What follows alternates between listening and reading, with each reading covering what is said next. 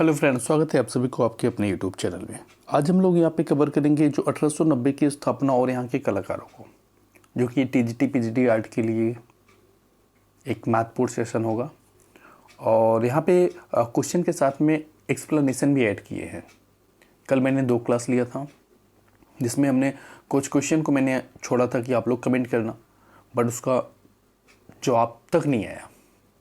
इसीलिए मैंने आज यहाँ पे क्वेश्चन के साथ एक्सप्लेनेशन भी ऐड किए हैं। और ये जो पीडीएफ अगर आपको चाहिए तो ये हम आपको ग्रुप में सबमिट कर देंगे, ठीक है। तो चलिए स्टार्ट करते हैं। ग्रुप 1890 की जो स्थापना हुई थी किस वर्ष और किनके प्रयासों से हुई थी? तो ये होगा आपका ऑप्शन नंबर बी 1962 जे स्वामीनाथन। अब हम इनकी व्याख्या, विकल्पों की व्याख्या करेंगे, देखेंगे।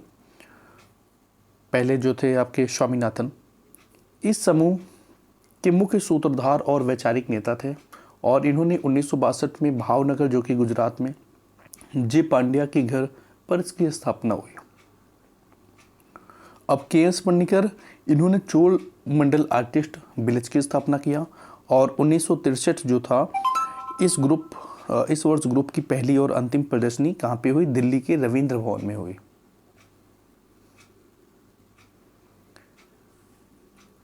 इस समूह का नाम ग्रुप 1890 रखने का कारण क्या था? तो ये था जिस मकान में बैठक हुई थी उसका नंबर 1890 था।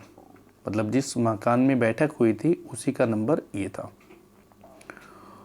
यह बैठक जे पांड्या के निवास स्थान पर हुई जिसका आधिकारिक नंबर 1890 था। कलाकारों ने तय किया कि वे किसी विचारधारा के नाम पर नहीं बल्कि उस स्थान के नाम पर समूह बनाएंगे जहां वे मिले थे, इसलिए इसका नाम 1890 पड़ा। ग्रुप 1890 की पहली प्रदर्शनी का उद्घाटन किसने किया? तो ये जे.एल. नेहरू ने किया था। इसका उद्घाटन जे.एल. नेहरू ने किया। कब किया?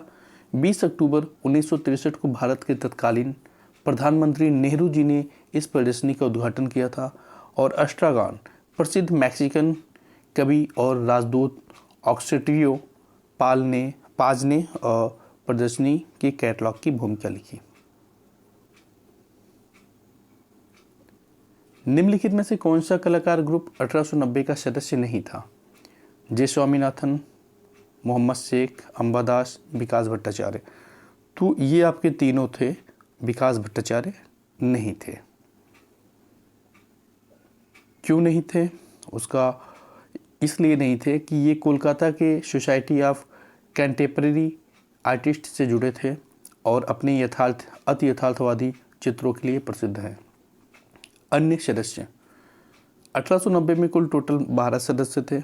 इनका नाम था स्वामीनाथन, पांड्या, गुलाम मोहम्मद शेख, अंबादास, राघव कड़ेरिया जो कि मूर्तिकार, Himmat Shah, Jyoti Bhatt, Rajesh Mehra, Erin Woven, Reddappa Naidu, S.G. Nikam और बालकृष्ण पटेल। तो ये थे आपके 12 लोग।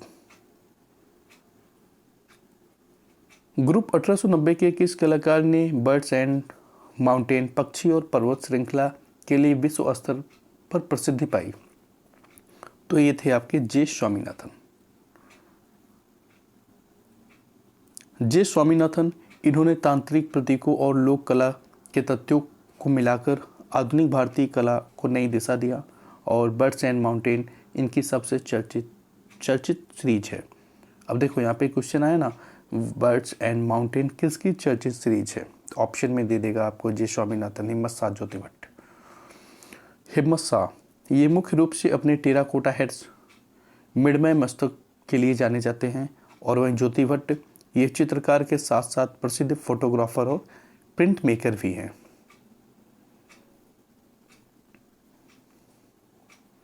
ग्रुप 1890 के प्रसिद्ध मूर्तिकार कौन हैं जो मुख्य रूप से धातु जैसे पीतल, लोहा की कबाड़ से मूर्तियां बनाते थे? तो ये आपके थे राघव कड़ेरिया। कौन थे? राघव कड़ेरिया। इन्होंने ग्रामीण जीवन और पशुओं जैसे सांड और मुर्गा की आकृतियों को धातु के टुकड़ों से जोड़कर बनाया। और गुलाम मोहम्मद शेख जो थे ये बड़ौदा स्कूल से जुड़े हुए और अपने चित्रों में कथनात्मकता और इतिहास को पिरोने के लिए जाने जाते हैं।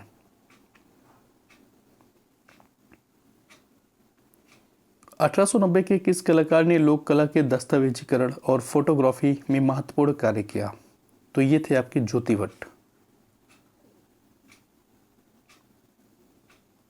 ज्योति भट्ट इन्होंने भारत के ग्रामीण अंचलों की लोक कलाओं जैसे मांडना, रंगोली को फोटोग्राफी के माध्यम से संरक्षित किया। और अंबादास ये पूर्णतः अमूर्त अब्स्ट्रैक्ट चित्रण के लिए जाने जाते हैं। ग्रुप 1890 का मुख्य उद्देश्य क्या था? भारतीय कला को स्वदेशी पहचान देना और किसी भी पुराने वाद से मुक्त करना। अब यहाँ पे देखना, जो जितना बड़ा क्वेश्चन का आंसर रहेगा ना, वही उसका राइट आंसर होगा। एक्सप्लेनेशन है इसका। इस ग्रुप के घोषणा पत्र के अनुसार वे कला को किसी भी विचारधारा जैसे मार्क्सवाद या यथार्थवाद के अधीन नहीं मानते थे। वे कला को एक पवित्र और अछूती अनुभूति के रूप में देखते थे। ग्रुप 1890 के किस कलाकार को अमूर्त चित्रण का विशेषज्ञ माना जाता है? ऑप्शन में अंबादास इसका राइट होगा, ऑप्शन नंबर ए। व्याख्या देखिए, ये ग्रुप 1890 के सबसे प्रमुख अमूर्त चित्रकार थे। ये 1890 के सबसे प्रमुख अमूर्त चित्रकार कौन थे? अंबादास। इनके चित्रों में कोई स्पष्ट आकृति नहीं होती थी, बल्कि रंगों और रेखाओं का एक ऊर्जावान जाल होता था। अब राघव कनेरिया ये चित्रकार नहीं बल्कि मूर्तिकार थे। इन्होंने कबाड़, स्क्रॉप मेटल से आकृतियाँ बनाई। गुलाब मोहम्मद शेख ये कथनात्मक चित्रकला के लिए प्रसिद्ध हैं। इनके चित्रों में शहर, यादें और इतिहास के एक साथ दिखाई देते हैं। जे पांड्या ये भी ग्रुप के सदस्य थे और इनके ही मकान 1890 पर यह ग्रुप की स्थापना हुई थी।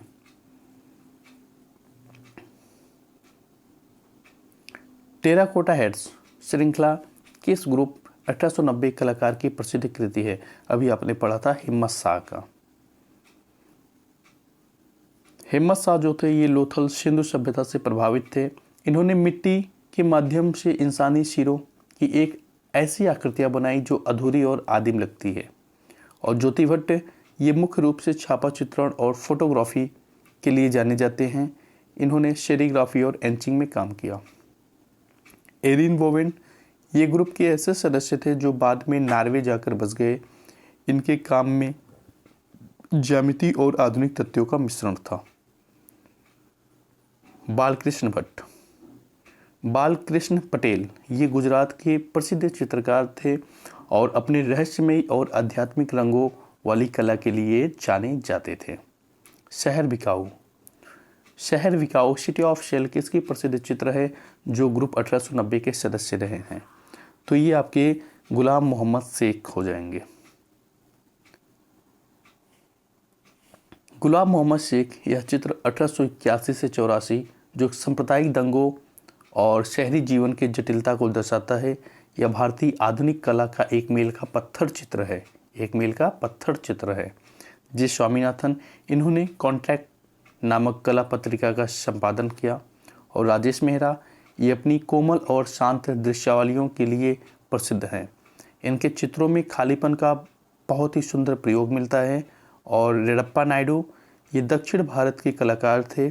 इन्होंने चित्रों में रामायण और महाभारत जैसे महाकाव्य के विषय में आधुनिक शैली में पिरोया गया।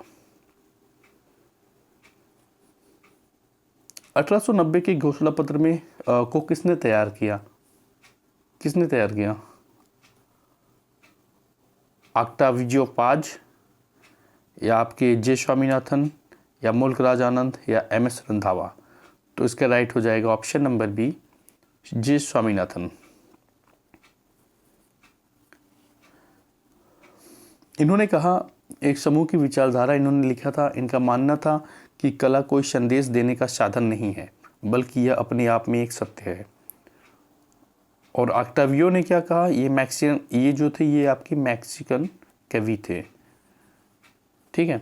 और इन्होंने केवल प्रदर्शनी के कैटलॉग को प्रस्तावना लिखी लेकिन ये घोषणा पत्र नहीं लिखे। मुल्कराज आनंद ये मार्ग पत्रिका के संपादक थे जो भारतीय कला के बहुत बड़े पैरोकार रहे हैं। रंधावा यह एक प्रशासनिक अधिकारी और एक कला इतिहासकार थे जिन्होंने पहाड़ी चित्रकला पर बहुत काम किए। 1890 के किस सदस्य को इंटीग्लियो और एंचिंग तकनीक का विशेषज्ञ माना जाता है? तो ये थे आपके ज्योति भट्ट। कौन थे? आपके ज्योति भट्ट थे। इन्होंने एमएस यूनिवर्सिटी बड़ौदा में छापा कला विभाग को बहुत ऊंचाई दी। इनके चित्रों में लोक कला के प्रतीक जैसे हाथ, तोता, मोर और देवी देवताओं का आधुनिक अंकन मिलता है।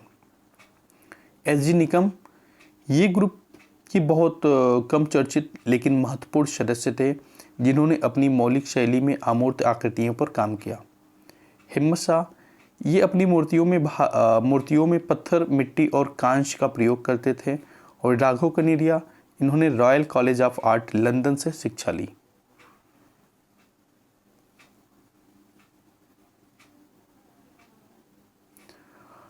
अब 1890 के बारे में कुछ याद रखने हेतु मुख्य बातें। टोटल सदस्य 12। प्रमुख वैचारिक नेता जे स्वामीनाथन। एकमात्र प्रदर्शनी 1963 दिल्ली में। मुख्यालय स्थापना भावनगर गुजरात। दर्शन यह समूह अकादमिक यथार्थवाद और बंगाल स्कूल दोनों के खिलाफ था। वे कला को पूरी तरह स्वतंत्र मानते थे। ग्रुप 1890 के किस कलाकार ने बड़ौदा स्कूल में अध्यापन कार्य किया और वैश्विक पत्रिका का संपादन किया? तो आपके ये होंगे गुलाब मोहम्मद शेख। गुलाब मोहम्मद शेख ने इन्होंने वुफेन खक्कर के साथ मिलकर वैश्विक पत्रिका निकाली। यह पत्रिका कला आलोचना के लिए प्रसिद्ध थी। और ज्योति भट्ट, इन्होंने बड़ौदा में छापा कला विभाग संभाला, लेकिन वैश्विक पत्रिका का संपादन मुख्य रूप से शेख और खक्कर ने ही किया था। एरिन बोवेन जो थे ये ग्रुप के सदस्य थे, लेकिन इनका अधिकांश समय विदेशों में बीता। जे स्वामीनाथन, इन्होंने कॉन्ट्रैक्ट नामक पत्रिका निकाली, वैश्विक नहीं है, इसलिए इसका ऑप्शन नंबर क्या होगा? ए।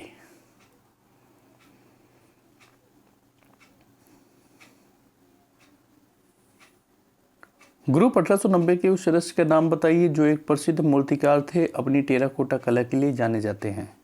तो ये आपके थे हिम्मत शाह। कौन थे? हिम्मत शाह। जो हिम्मत शाह थे, इन्होंने मिट्टी टेराकोटा के साथ अद्भुत प्रयोग किए। इनके हेड्स श्रृंखला विश्व प्रसिद्ध है। राघव कनेरिया जो थे, ये तो मूर्तिकार हैं ही, इनका माध्यम धातु और कबाड़ था, ना कि टेराकोटा। बालकृष्ण पटेल ये भी मुख्य रूप से चित्रकार थे, अपनी आध्यात्मिक अमूर्त कला के लिए ये प्रसिद्ध थे। एसजी निकम ये भी चित्रकार थे और इनकी कला शैली काफ़ी सरल और प्रतीकात्मक थे। ग्रुप 1890 के किस कलाकार के चित्रों में तांत्रिक प्रतीक जैसे बिंदु त्रिभुज का प्रभाव शुरुआती दौर में देखा गया? तो ये आपके थे जे स्वामीनाथन, जो कि ये न्यू तांत्रिक कला आंदोलन के करीब माने जाते थे। इन्होंने प्राकृतिक को अध्यात्म और प्रतीकों के माध्यम से देखा। और जो रेडप्पा नायडू थे, इनके चित्रों का आधार दक्षिण भारतीय मंदिर शैली, मंदिर कला और पौराणिक कथाएं जैसे मत्स्य और देवता थी। और राजेश मेहरा, इनका काम बहुत शांत था। इन्होंने लैंडस्केप में किसी तांत्रिक प्रतीक के बजाय प्राकृतिक सरलता होती थी। अंबादास या पूर्णतः अमूर्त कलाकार थे, जहां प्रतीक नहीं बल्कि रंगों का भाव महत्वपूर्ण था।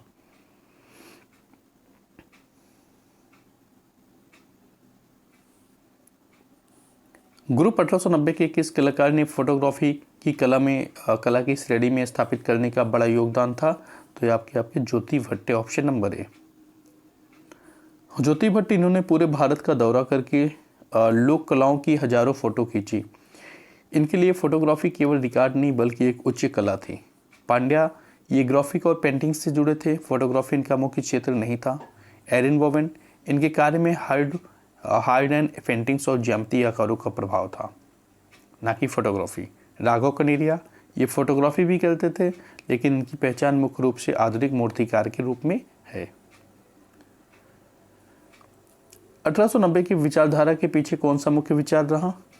कला को किसी वाद या विचारधारा के चश्मे से मुक्त रखना। जे स्वामीनाथन का मानना था कि कला विचार से नहीं बल्कि अनुभूति से निकलती है, इसलिए उन्होंने ग्रुप का कोई दार्शनिक नाम न रखकर केवल मकान नंबर 1890 रखा। राजनीति, ये कलाकार साम्यवादी या किसी भी राजनीतिक विचारधारा की कला पर हावी होने के खिलाफ थे। और बंगाली स्कूल, यह ग्रुप यह ग्रुप बंगाल स्कूल की भावुकता के सख्त खिलाफ था। 1890 के कलाकार एरिन बोवेन मुख्य रूप से कहाँ जाकर बस गए, तो ये नार्वे में जाके बस गए थे। कहाँ पे? नार्वे में। नार्वे एरिन बोवेन दिल्ली से नार्वे चले गए और वहीं अपनी कला साधना जारी रखी। इनके चित्रों में आधुनिक रचनावाद का प्रभाव था और ये फ्रांस जो था, यहाँ एस रजा और रामकुमार जैसे कलाकार शिक्षा के लिए गए थे। बोवेन का संबंध नार्वे से रहा है, ना कि फ्रांस से।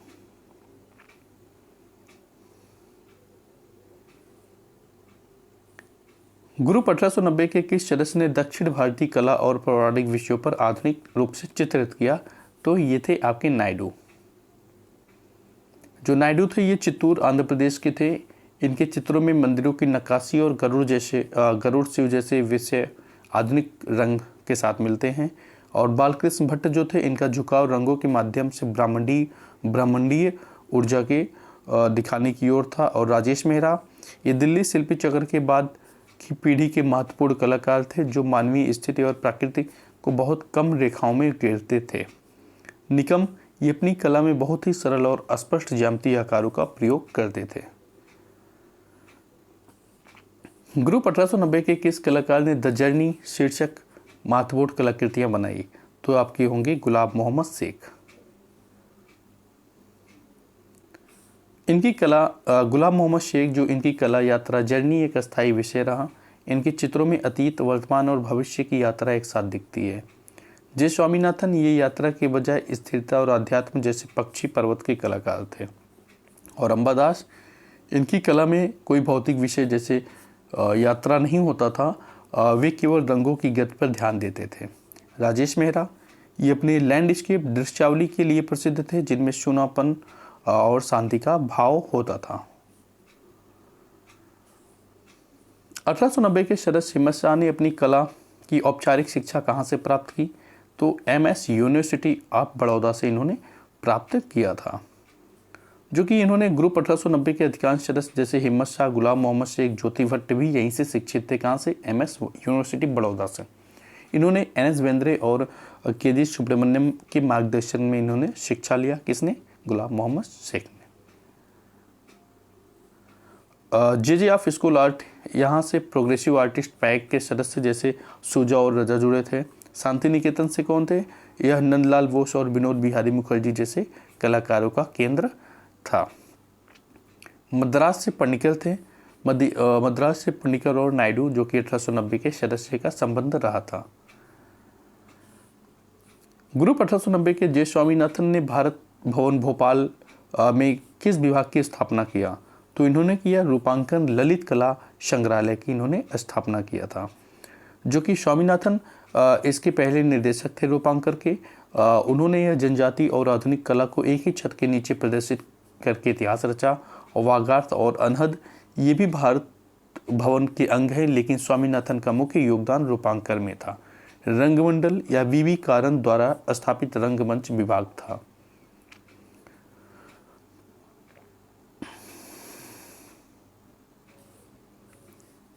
ग्रुप 1890 के कलाकार को छापा चित्रण में सेरिग्राफी के लिए प्रयोग के लिए जाना जाता है। Woven, Balkrishna Patel, Nikam, Jyoti Bhatt. Option number A. Jyoti Bhatt इन्होंने सेरिग्राफी, एंचिंग और लिथोग्राफी में नए प्रयोग किए। इन्होंने प्रिंट्स ऑफ भारतीय लोक प्रतीकों की गहरी छाप होती है। एरिन बोवेन इनके कार्य में ज्यामिति अमूर्तता का प्रयोग जो कि छापा कला नहीं था। पटेल जी ये अपनी पेंटिंग्स में प्रकाश और अंधकार के खेल के लिए जाने जाते हैं। निकम ये अपने मौलिक और सरल रेखाओं के लिए पहचाने जाते हैं। ग्रुप 1890 के मूर्तिकार राघव कनेरिया को उनके किस पशु की आकृति के लिए ख्यात मिली, तो सांड के लिए इनको मिली है। सांड कनेरिया ने धातु के टुकड़े को वेल्ड करके सांड की शक्तिशाली आकृतियां बनाई जो बहुत चर्चित रहीं। घोड़ा से MF हुसैन हैं और मछली से कौन है? रेनेपा नायडू हैं। 1890 का दार्शनिक आधार प्रकृति और आदिम शक्तियों की ओर लौटना है विचारधारा किससे प्रेरित थी? ठेडियाज और मैक्सिकन कला से ये प्रेरित थे। जो कि टिडियाज एंड मैक्सियन कला, जे स्वामीनाथन मैक्सियन कलाकार ऑक्टावियो पाज और वहाँ के आदिम कला से बहुत प्रभावित थे। वे कला को सभ्यता की मिलावट से दूर रखना चाहते थे। मार्क्सवाद, स्वामीनाथन शुरू में कम्युनिस्ट थे लेकिन बाद में उन्होंने कला को राजनीति से अलग कर दिया। फ्रायड इससे अति यथार्थवादी प्रभावित थे, जो कि ग्रुप 1890 नहीं। 1890 के किस सदस्य ने अपनी पेंटिंग्स में कंपास और स्केल जैसे औजारों का प्रयोग किया? एरिक बोबेन ने इसका प्रयोग किया था। एरिक बोबेन ने जो है इनकी कला हार्ड एंड एज कहलाती थी, जिसमें सीधी रेखाएं और सटीक आकृतियों का महत्व था। अंबादास, इनके चित्र पूरी तरह मुक्त हस्त और अमूर्त थे। पांड्या, ये ग्राफिक्स में काम करते थे। मेहरा, ये मिनिमलिस्ट कलाकार थे जो बहुत कम रेखाओं के दृश्य बना देते थे। मैन ईटिंग जलेबी के चित्रकार कौन हैं जो 1890 के करीबी सहयोगी थे? तो आपके ये बोफेन खक्खर हो जाएंगे। बोफेन खक्खर 1890 के ग्रुप 1890 के 12 सदस्यों में आधिकारिक रूप से नहीं थे, लेकिन ये ग्रुप के सबसे करीबी सहयोगी थे और गुलाम मोहम्मद शेख के अभिन्न मित्र थे। और इन्होंने खक्खर के साथ मिलकर, जो गुलाम मोहम्मद शेख हैं, इन्होंने वैश्विक पत्रिका निकाली और ज्योति भट्ट और हिम्मत शाह ये ग्रुप के संस्थापक सदस्य थे। ग्रुप 1890 में नायडू का मुख्य रूप से किस केंद्र से था? तो ये थे आपके चोल मंडल आर्टिस्ट विलेज मद्रास से थे ये। नायडू दक्षिण भारत के थे और चोल मंडल के सक्रिय सदस्य थे। और दिल्ली शिल्पी चक्र, इससे वीसी सन्याल और सतीश गुजराल जैसे कलाकार जुड़े थे। पैक से आपके सूजा राजा बाकरे आदि थे। ग्रुप 1890 के किस कलाकार ने अपनी कला में लोक कला को आधुनिकता के साथ जोड़ा? तो ये दोनों हो जाएंगे, ए और बी दोनों हो जाएंगे, ज्योति भट्ट और जे स्वामीनाथन।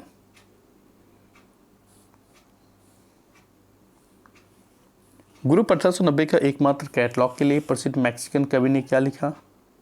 एस्ट्रागॉन, ऑप्शन नंबर ए। ऑक्टावियो पाज, ये उस समय भारत में मैक्सिको के राजदूत थे और जे स्वामीनाथन के घनिष्ठ मित्र थे। इन्होंने 1963 में प्रदर्शनी के लिए ऐतिहासिक भूमिका लिखी। और पाब्लो नेरूदा, ये चिली के प्रसिद्ध कवि थे। इनका ग्रुप 1890 से सीधा संबंध नहीं रहा। टी.एस. एलियट और चार्ल्स बॉडलेयर, ये पाश्चात्य कवि हैं जिनका प्रभाव कई आधुनिक कलाकारों पर रहा, लेकिन ये भी 1890 के इनका कैटलॉग से इनका कोई संबंध नहीं था। ग्रुप 1890 के किस कलाकार ने मिरर और रिफ्लेक्शन प्रतिबिंब के माध्यम में अपनी कला को व्यक्त किया? कृष्णा पटेल या आपके जे स्वामीनाथन? तो आपके ये राइट होंगे, जे स्वामीनाथन। जे स्वामीनाथन, इनके चित्रों में पहाड़, पक्षी, अक्सर एक शांत झील, खालीपन के ऊपर तैरते हुए दिखते, जो मन के प्रतिबिंब जैसा आभास देते हैं। पटेल जी, ये गुजरात के कलाकार थे। इन्होंने रंगों के माध्यम से कॉस्मिक ब्रह्मांडी ऊर्जा और प्रकाश को चित्रित किया।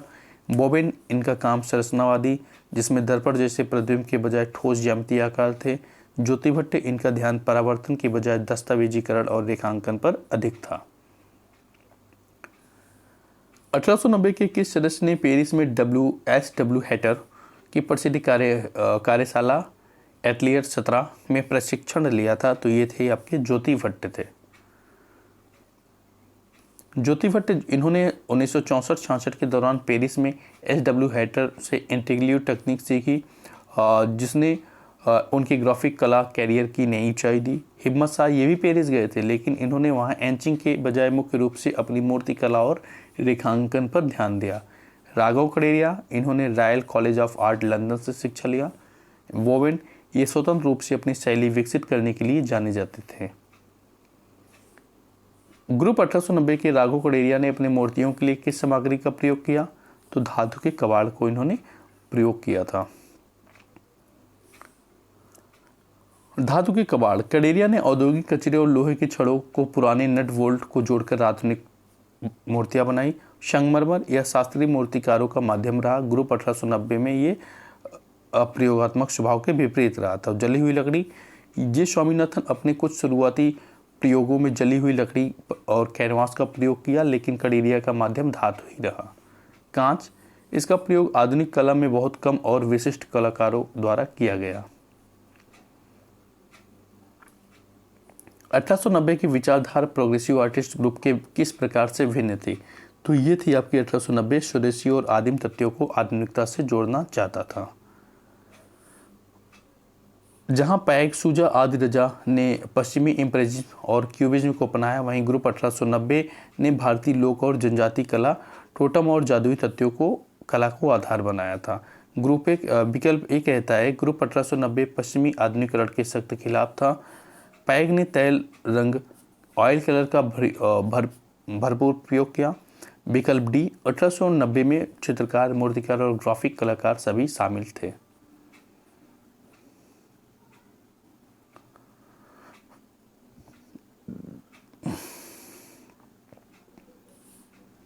ग्रुप 1890 के किस कलाकार ने इंसानी मस्तक और यंत्रों, मशीनों को पुर्जों को जोड़कर काम किया? बोवेन।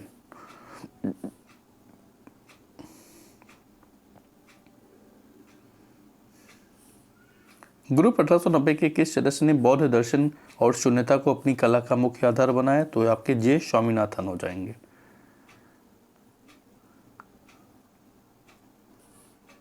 ग्रुप 1890 के उस कलाकार का नाम बताइए जिसने आदिम आधुनिकतावादी कहा जाता है? तो ये आपके हिम्मत साथ हैं।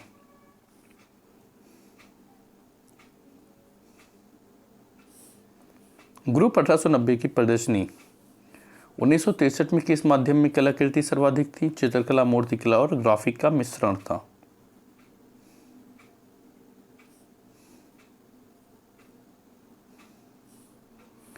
किस कलाकार के चित्रों में हिमालय के प्रति गहरा लगाव था ग्रुप 1890 के? तो ये आपके जे स्वामीनाथन हो जाएंगे। ग्रुप 1890 के सदस्यों में किसने ललित कला अकादमी के सचिव के रूप में सेवाएं दी? तो निकम हो जाएंगे, एस.जी. निकम। और ग्रुप 1890 के भंग होने का मुख्य कारण क्या माना जाता है? वैचारिक मतभेद और कलाकारों को अलग अलग दिशाओं में विकास के लिए माना जाता है।